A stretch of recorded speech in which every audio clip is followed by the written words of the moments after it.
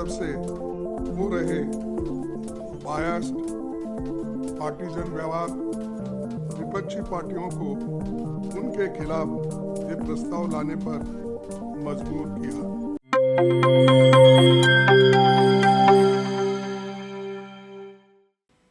1952 से अब तक किसी उपराष्ट्रपति के खिलाफ संविधान के आर्टिकल 67 के अंतर्गत resolution for removal of vice president नहीं लाया गया, क्योंकि वो हमेशा निष्पक्ष और पूरी तरह राजनीति से परे रहे। वो कभी राजनीति नहीं करे, केवल सदन चलाना और वो भी जो सदन के रूल्स और रेगुलेशन होते हैं उसी के तहत वो सदन चलाते रहते थे। लेकिन आज हमको ये कहना पड़ता है, ये आज रूल्स को छोड़ के राजनीति ज़्यादा हमारे सदन में हो रही है।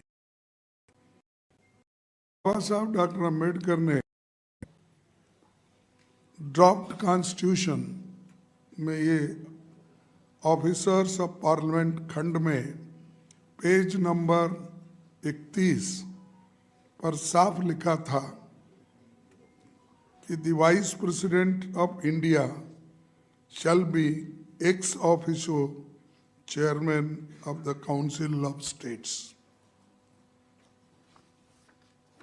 भारत के पहले उपराष्ट्रपति और राज्यसभा के सभापति डॉक्टर सर्वपल्ली राधाकृष्णन ने 16 मई 1952 को सांसदों से कहा था, मैं किसी भी पार्टी से नहीं हूं और इसका मतलब है कि मैं सदन में हर पार्टी से जुड़ा हुआ हूं। यानी ये इम्पार्शियलिटी बताती है।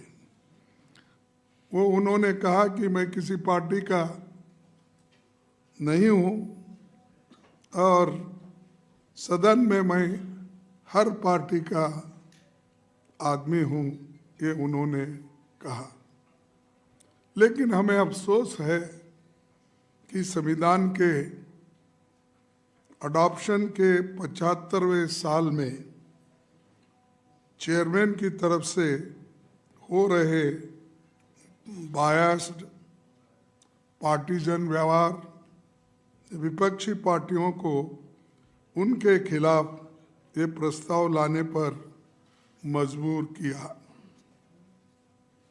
पिछले 3 वर्षों में उनका आचरण उनके पद की गरिमा के विपरीत रहा है। कभी वे सरकार के तारीफ में कसीदे पढ़ने लगते हैं, कभी खुद को आरएसएस का एकलव्य बताने लगते हैं।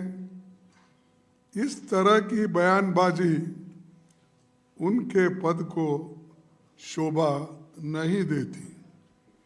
सभापति जी सदन के अंदर प्रतिपक्ष के नेताओं को अपने विरोधियों की तरह देखते हैं। सीनियर जूनियर कोई भी हो, दोनों सदनों के विपक्षी नेताओं पर आपत्तिजनक टिप्पणियां कर उन्हें अपमानित भी करते हैं। सदन में वास्ट एक्सपीरियंस वाले कई नेता हैं, कई प्रोफेसर्स हैं, डॉक्टर्स हैं, इंजीनियर्स है, राइटर्स है, जर्नलिस्ट है, ऐसे अनेक फील्ड में काम करके इस सदन में आए हैं। उनका और कई सालों से वो बार मंत्री भी पहले स्टेट में रह चुके हैं। 40-40 साल, 50-50 साल वर्षों का लेजिस्लेटिव अनुभव रहा है। ऐसे नेताओं की भी सभापति जी हेडमास्टर की तरह स्कूलिंग करते हैं, उनको प्रवचन सुनाते हैं, और अपोजिशन पार्टी के लोग या नेता लोग 5 मिनट बोले तो 10 मिनट उनका भाषण खुद ही होता है। तो आप जर्नलिस्ट हैं, आप लोग सभी विद्वान हैं, इंटेलेक्चुअल हैं। हाँ, आप सबको मालूम है, आप टीवी में भी देखते हो, अंदर आने का अगर आपको प्रवेश मना उन्होंने पहले से किया है तो कम से कम आप सुनते तो हो। तो मैं ये कहना चाहता हूँ, संसद में विपक्षी की तरफ से रूल्स के तहत जो भी महत्वपूर्ण विषय उठाए जाते हैं उन पर चेयरमैन प्लान्ड तरीके से संवाद, बहस, वाद विवाद नहीं होने देते। बार बार विपक्षी नेताओं को बोलने से रोका जाता है। उनकी निष्ठा संविधान और संवैधानिक परंपराओं की जगह सत्ताधारी दल के लिए है। वे अपनी अगली प्रमोशन के लिए सरकार के स्पोक्स पर्सन बनकर काम कर रहे हैं, ऐसा हमें दिख रहा है। मुझे ये कहते हुए कोई संकोच नहीं कि the biggest disturber in Rajya Sabha is the chairman himself. सदन अगर डिसरप्ट होता है तो उसका सबसे बड़ा कारण हमारे चेयरमैन साहब है, और दूसरों को वो सबक सिखाते हैं और बार बार इंटरप्शन करके हाउस को बंद करने की कोशिश रूलिंग पार्टी से और चेयरमैन साहब के तरफ से ज़्यादा होता है, पार्टी से कम होता है। ये आप इस सेशन में खुद देख रहे हो। नॉर्मली विपक्ष चेयर से प्रोटेक्शन मांगता है, वही विपक्ष का संरक्षक होता है। पर अगर खुद सभापति सत्ता पक्ष और प्रधानमंत्री का खुला गुणगान कर रहे हो तो विपक्ष की कौन सुनेगा। इसके लिए तो वही कहावत कही जा सकती है, बाड़ी खेत को खा रही है। और हमारे कन्नड़ा में कहते हैं कि बेली ने ಹೊಲ मैद्रे यारिग ಹೇಳಬೇಕು, यानी खुद फेंस लगाते क्रॉप को प्रोटेक्शन करने के लिए। अगर वो फेंस ही खाने लगा तो रक्षा कहाँ से मिलने वाली है। तो ऐसा हम जो सब प्रोटेक्शन मांगते हैं उनसे, अपेक्षा करते हैं उनसे, लेकिन इधर ध्यान भी नहीं देते और मेंबर्स को, रूलिंग पार्टी के मेंबर्स को वो बार बार कहने के लिए इशारा करते हैं। जब भी विपक्ष सरकार से सवाल पूछता है तो मंत्रियों के जवाब देने से पहले ही चेयरमैन खुद सरकार की ढाल बनकर खड़े होते हैं। उनके आचरण ने देश के गरिमा को बहुत नुकसान पहुंचाया है। मैं और एक बार ये सेंटेंस पढ़ता हूं। उनके आचरण ने देश के गरिमा को बहुत नुकसान पहुंचाया है। देश के संसदीय इतिहास में ऐसी स्थिति ला दी है कि हमें उनके खिलाफ ये रेजोल्यूशन का नोटिस लाना पड़ा।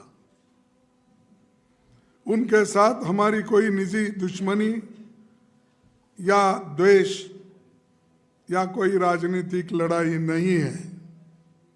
देश के नागरिकों को हम विनम्रता से बताना चाहते हैं कि हमने बहुत सोच विचार और मंथन करके देश के संविधान और लोकतंत्र को बचाने के इरादे से मजबूरी में एक कदम हम सब लोगों ने उठाया है।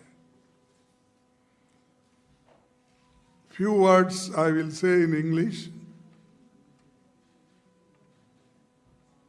Welcome to this press conference, all my friends,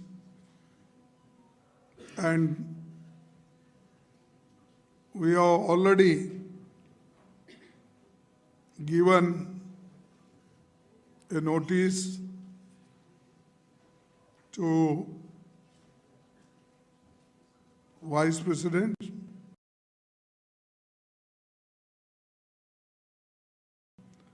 to speak on the sensitive matter in regard to the notice of resolution for removal of the Vice President of India, who is also the chairman of the Rajya Sabha. I am very sad to say that the chairman left us no option but to go ahead with this notice. For the last 3 years, rather than providing time space to opposition members to raise critical issues, the resorted to schooling senior leaders, speaking down to them like a headmaster as though they were students in a classroom. He never misses an opportunity to insult any opposition leaders, whether they are senior or junior, or there are lot of members who have got more experience than others. But unfortunately, the advocate of the opposition ruling party, he always tried to insult the opposition leaders. For the first time in our history, we have a vice president who openly criticizes opposition parties in public forums and behaves as a spokesperson for the ruling party, sometimes even outperform role. As he frequently interrupts proceedings, routinely denying the opposition the opportunity to present their views in the House. As the custodian of the House and the protector of the rights of every member, the chairman is expected to rise above politics, seek consensus, and ensure that the voices of all members and parties are heard. His conduct of the House on 9th and 10th and today, December 2024, was particularly troubling as it was marked by blatant partisanship and a total lack of fairness. The chairman openly encourages and provokes the treasury benches to make outrageous remarks against the opposition, undermining the dignity. And 267 notice is given, he rejects all the notices. But on the same subject, or under 267, the ruling party member gives notice. He allows them and asks them with name that please get up, what you want to tell. He tells everything in that.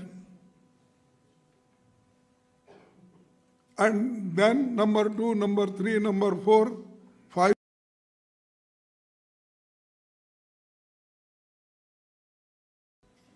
Chance to speak. Where here, when we raise our hand, fingers, because not to disturb, with great respect, he never allows us to say one sentence. He asks us, me, please, Khargeji, you. When I get up, even he never allows us 2 minutes to speak. Whereas our great respect to the leader of the house, when he gets up, he allows fully. It is my right as a leader of opposition, whenever I raise, the chair should give same respect as to the leader of the house. Even when I raise, even minister is speaking, he should give a chance to me. But never. We shout, and we ask, we raise our one hand, one finger, even 5 fingers, he never listens. This is the impartiality. That's why we are fed up with his behavior and his partiality. That's why we have brought this resolution, and we are ready to tell on his face also if he allows this to speak. Then this is not just a breach of protocol, but a betrayal of the Constitution and the people of India. This notice of motion for removal of the Vice President is not about personal grievances or a political battles. Finally, we humbly appeal to the people of India to understand that this notice has been filed after thorough consideration and deliberations with the sole purpose of safeguarding the Constitution and protecting the integrity of our parliamentary democracy. So these are the problems. Just I brought your notice before you, and all other our friends also, they will participate. So thank you very much for listening on this matter. शुक्रिया खड़गे जी, नेता प्रतिपक्ष ने सारे बातें आपके सामने रख ली। मैं तृणमूल कांग्रेस के नदीमुल हक से गुजारिश करूंगा कि वो नदीमुल हक।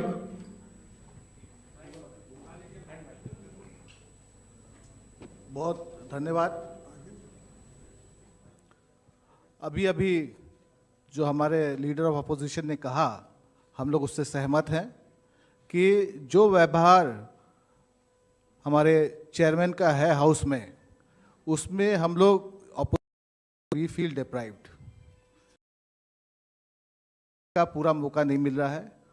और जो ट्रेजरी बेंचेस है, जब वो जहाँ चाहते हैं जब चाहते हैं उनको पूरा मौका दिया जाता है, पूरा बोलते हैं अपनी बात। हम लोग को जैसे अपोजिशन वालों को जैसे चांस मिलता है कि भाई 0 आवर में या इसमें जो सवेरे वाली कार्रवाई होती है उसमें अपने लीडर ऑफ अपोजिशन को भी काफ़ी जब जैसे मौका देते हैं वैसे साथ साथ वो हाउस स्थगित कर देते हैं। तो यहाँ पर ये सवाल एकदम उनके पार्टीशन होने का उठ रहा है और लिहाजा इसी के लिए सारी अपोजिशन पार्टियां मिल करके ये रिमूवल का नोटिस दी है। नेता प्रतिपक्ष खरगे साहब ने पूरी बात आपके सामने रखी है। ये मंच पर इस देश के सभी नेतागण हैं जो संविधान और डेमोक्रेसी बचाने के लिए एक साथ आए हैं। मैं देखता हूं, मैं सदन में लगभग 22 साल से हूं और लगभग 4 चेयरमैन को मैंने देख चुका हूं। मैं वेंकैया जी थे, भैरव सिंह शेखावत जी थे, 2 बार हामिद अंसारी जी थे, लेकिन आज जो स्थिति मैं देख रहा हूँ ये पहले कभी मैं देखा नहीं। इतनी भयंकर स्थिति है और हमारे चेयरमैन साहब मजा लेते हैं, वो मजा लेते हैं, वो संसद नहीं चलाते, सर्कस चला रहे हैं। इस तरह से अगर देश की पार्लियामेंट कोई चलाएगा तो देश में ना संविधान रहेगा ना डेमोक्रेसी रहेगी। यहाँ जो बैठे हैं सब नेतागण हैं, है सभी का अपना अपना देश के सेवा के प्रति, लेकिन जो चेयर पर बैठे हुए व्यक्ति है वो सबसे पहले सदन शुरू होने के बाद लगभग 40 मिनट अपना लेक्चर सुनाती है, समय खुद ही खा लेते हैं और बाद में जो समय होता है वो इनकरेज करते हैं दंगा करो सामने, और हम एक हतबलता से ये सब देखते हैं और बाहर निकलते हैं। इतनी बड़ी संस्था है पार्लियामेंट, हमारा इतिहास है, लेकिन इस इतिहास को ख़त्म करने का काम ये चेयरमैन साहब जो कर रहे हैं, तो हमारे सामने दूसरा कोई विकल्प नहीं है कि उनको रिमूवल की नोटिस भेजकर हमारी बात देश के सामने रखें।